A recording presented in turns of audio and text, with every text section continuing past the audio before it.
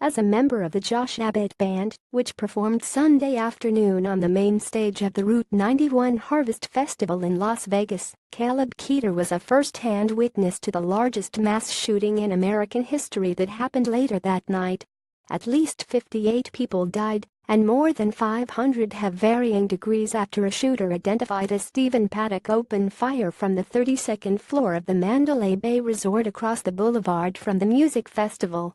The events have once again sparked debate over gun control in the country, and Keeter says it was a wacky call. In a Twitter post on Monday morning, the band's guitarist relayed his powerful and emotional story, which has permanently altered his views on gun control.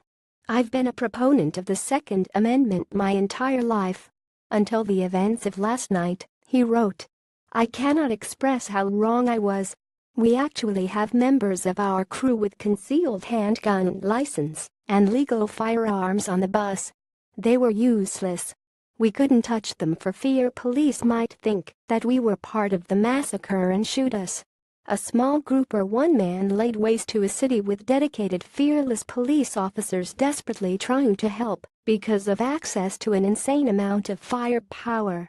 pic.twitter.com/0nfjhf3pw2 Caleb Keeter @Caleb Keeter October 2, 2017. Enough is enough, Keeter powerfully stated.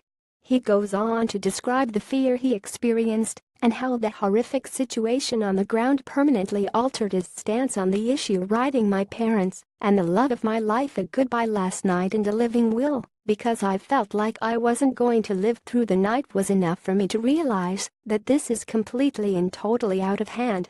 These rounds were powerful enough that my crew guys just standing in a close proximity of a victim shot by this f***ing coward received shrapnel wounds. We need gun control right now."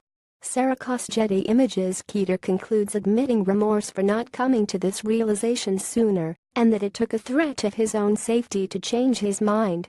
"My biggest regret is that I stubbornly didn't realize it until my brothers on the road and myself were threatened by it," he wrote.